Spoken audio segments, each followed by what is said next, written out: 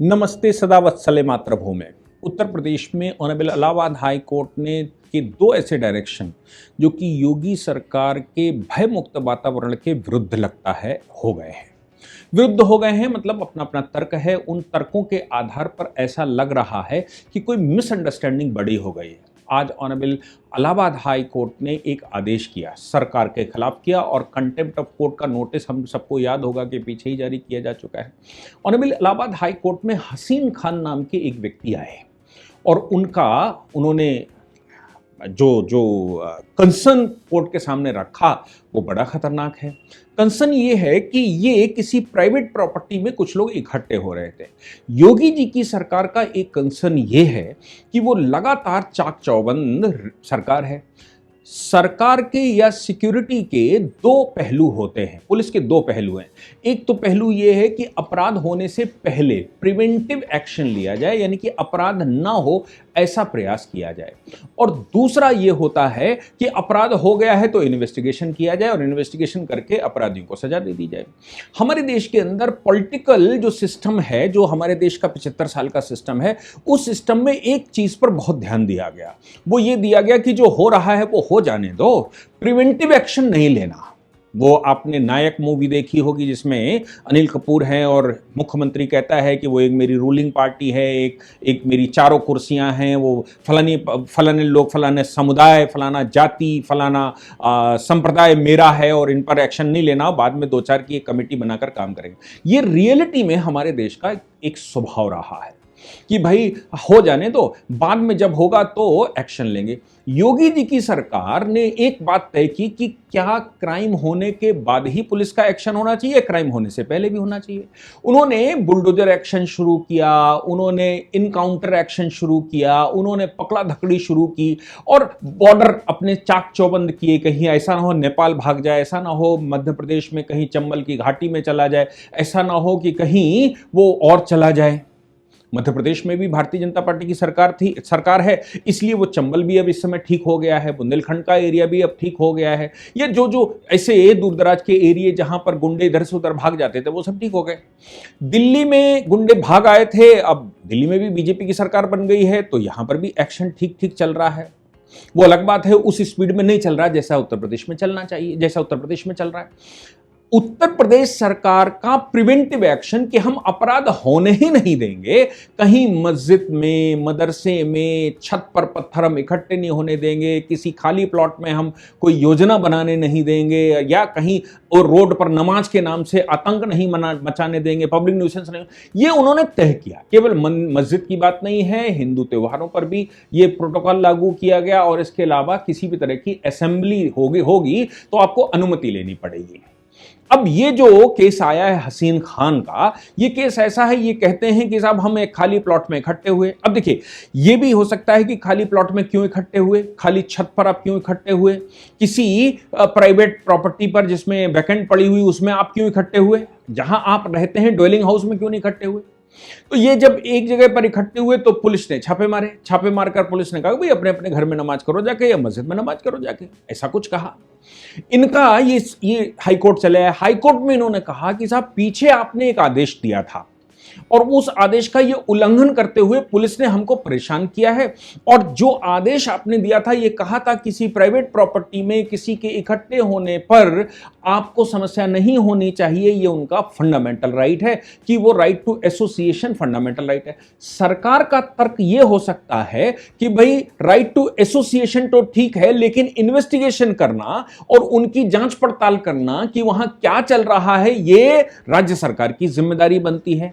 आप चले जाइए सऊदी अरबिया में, चले जाइए यूएई में, आप असेंबली करके दिखाइए। कहीं भी आप असेंबली करते हैं आपको इन्फॉर्म करना पड़ता है, पुलिस ऑफिशियल्स वहां पर प्रेजेंट भी रह सकते हैं, सीसीटीवी कैमरा सब दुनिया में लगे हुए हैं उनकी हर रोड पर, हर मोड़ पर, और वो तुरंत पकड़ लेते हैं कि भाई आप यहां पर अनलॉफुल असेंबली नहीं कर सकते। आप असेंबली ही नहीं कर सकते, असेंबली कर रहे हो तो अनुमति आपको लेनी पड़ती है प्रशासन की। यहां पर भी योगी जी की सरकार ने जब ये लोग इकट्ठे हुए तो पुलिस ऑफिसर्स पहुंच गए तो अभी कुछ हुआ नहीं।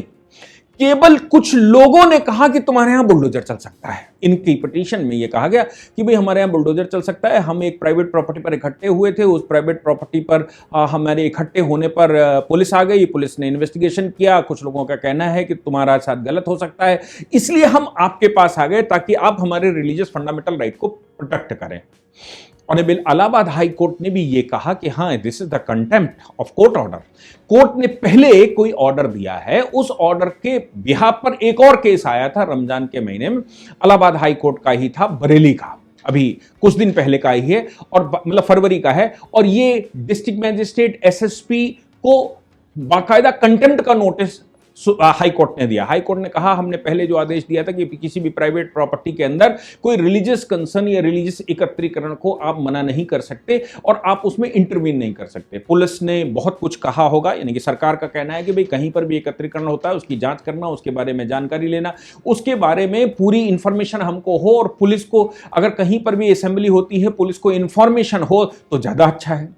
हाई कोर्ट ये कहता है कि जब इनका फंडामेंटल राइट है तो कहीं पर भी ये रिलीजियस प्रैक्टिस के लिए इकट्ठे हो सकते हैं। रिलीजियस प्रैक्टिस एक फंडामेंटल राइट है, रिलीजियस प्रोपोगेशन एक फंडामेंटल राइट है, इसलिए पुलिस इंटरवेंशन नहीं कर सकती, प्रशासन इंटरवेंशन नहीं कर सकता। 2 जजेस की बेंच ने district magistrate Bareilly, SSP Bareilly और जो कंसर्न अधिकारी थे उनको कंटेम्प्ट का नोटिस कर दिया कि अब हमें जवाब दीजिए कि वाकई में क्या हुआ था। अभी तो नोटिस गया होगा, उसका मेरे को लगता है कि तारीख पड़ी होगी। तब तक इधर ये वाला केस आ गया नया, और इस केस में फिर से ये कहा गया, जबकि न तो गिरफ्तारी वहां हुई न गिरफ्तारी यहां हुई, न कोई प्रमाण वहां का है न कोई प्रमाण यहां का है। दोनों जगह स्टोरी ये है कि एकत्रीकरण हुआ, किस उद्देश्य से हुआ ये पुलिस ने पूछने की कोशिश करी, जानने की कोशिश की, और जानने और पूछने की जब पुलिस कोशिश करती है तो उस समय वो कहते हैं कि ये मेरे नमाज पढ़ने के अधिकार में इंटरवेंशन पुलिस कर रही है, हमें शांति से नमाज नहीं पढ़ने दे रही, हमें हमारी अजानें नहीं करनी। आप देखिए कि पूरे देश में अजान को लेकर लाउड स्पीकर लगे हुए हैं। उत्तर प्रदेश में रमजान के महीने में योगी आदित्यनाथ जी की सरकार ने एक सर्कुलर जारी किया और उसमें यह कहा कि भाई जो अजान है, अजान का जो लाउड स्पीकर है केवल प्रेमाइसिस में सुनाई पड़े, प्रेमाइसिस के बाहर नहीं जाना चाहिए।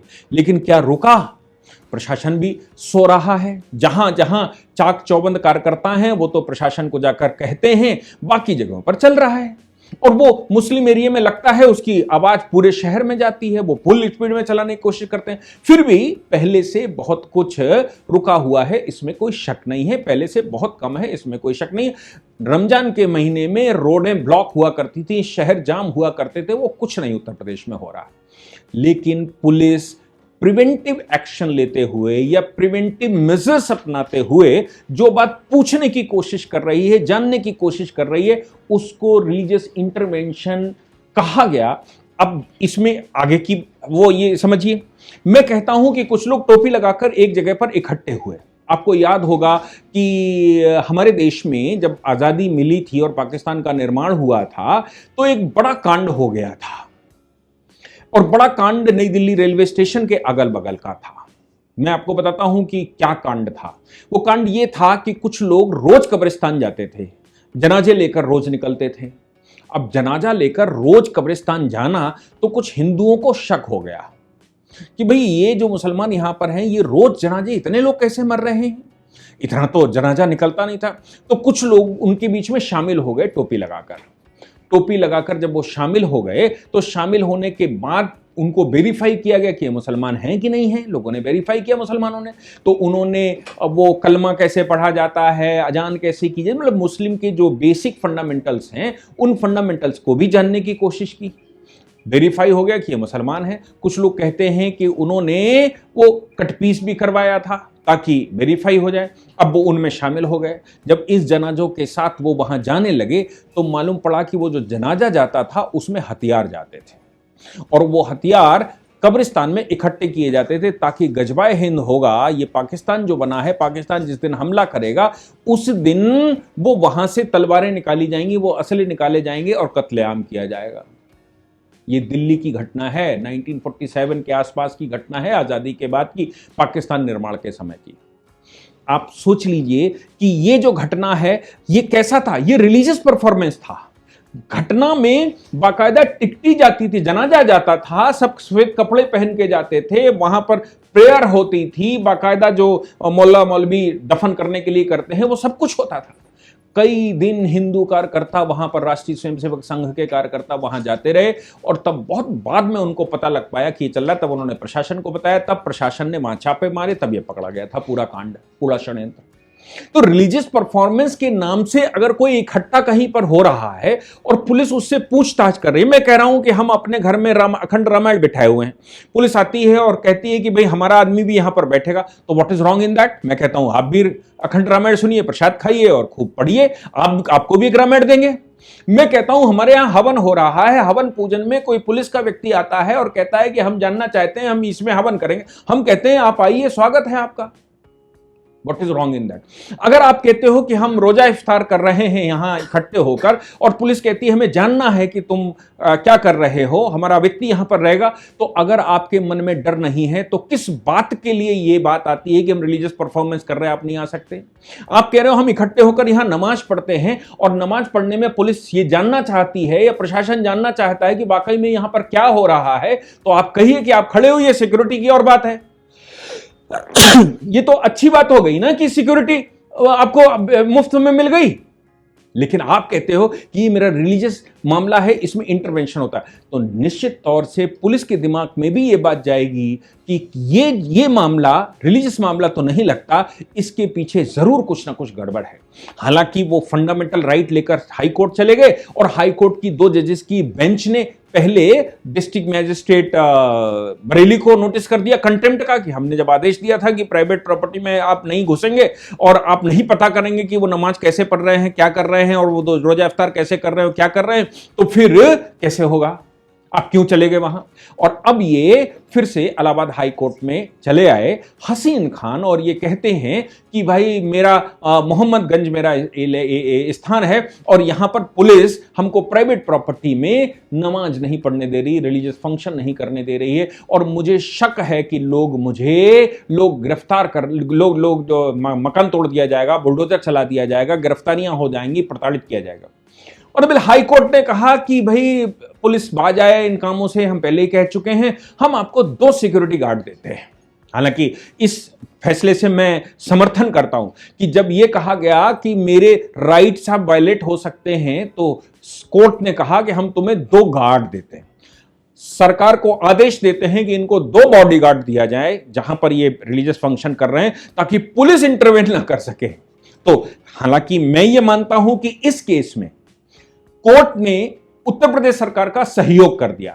ऐसा कहीं पर भी होता है, किसी भी स्थान पर अब वो कहते हैं कि साहब रिलीजियस इंटरवेंशन है, तो मैं समझता हूं कि कोर्ट ये कह दे कि हम एक कंपनी अलॉट कर देते हैं तुम्हारे लिए, तुम्हारी सिक्योरिटी के लिए, कि कोई एडमिनिस्ट्रेशन का आदमी नहीं आएगा, वो कंपनी सरकार आपको प्रोवाइड करेगी और वो आपकी सुरक्षा करेंगे, क्योंकि सरकार का कंसर्न तो सिक्योरिटी ही है, सरकार का कंसर्न इलीगल अनलॉफुल असेंबली ही है। आप क्या वेजिंग ऑफ वॉर के लिए वहां पर तैयारी कर रहे हैं या क्या कर रहे हैं? वाकई में नमाज कर रहे हैं या फिर कुछ और कर रहे हैं? वाकई में आप वहां मुर्दा दफन कर रहे हैं या फिर हथियार दफन कर रहे हैं? ये विषय आते हैं और ये विषय जानने वाले हैं। इसलिए मुझे लगता है कि आज हाईकोर्ट ने आदेश तो किया कि भाई हम पुराने आदेश को पालन करवाते हैं, और पुराने आदेश का पालन करवाते हुए हम ये आदेश करते हैं कि इस मामले में 2 गार्ड आपको दिए जाएं और आपकी सुरक्षा सुनिश्चित की जाए, और प्रशासन को आदेश दिया जाता है कि इन 2 गार्ड हमने भेज दिए हैं, इन 2 गार्डों को इनको दे दीजिए, ये 2 गार्ड वहां पर रहेंगे। वो 2 गार्ड क्या करेंगे? वो तो सरकार के ही, मतलब पुलिस के ही आदमी होंगे। तो मुझे लगता है बेस्ट डिसीजन दिया है। लेकिन ये जो कंटेम्प्ट वाला पीछे नोटिस गया है, बड़ी देर में हाईकोर्ट ने ये रेमेडी निकाली है, मैं उसके लिए तो साधुवाद करता हूं, लेकिन इस तरह के मामलों को कैसे हैंडल करना है, ये एक बड़ा विषय है। आप क्या कहते हैं इस विषय पर? निश्चित तौर से लिखकर बताएंगे, तब हम इस पर आगे कुछ समझ पाएंगे। जय हिंद, जय भारत, वंदे मातरम।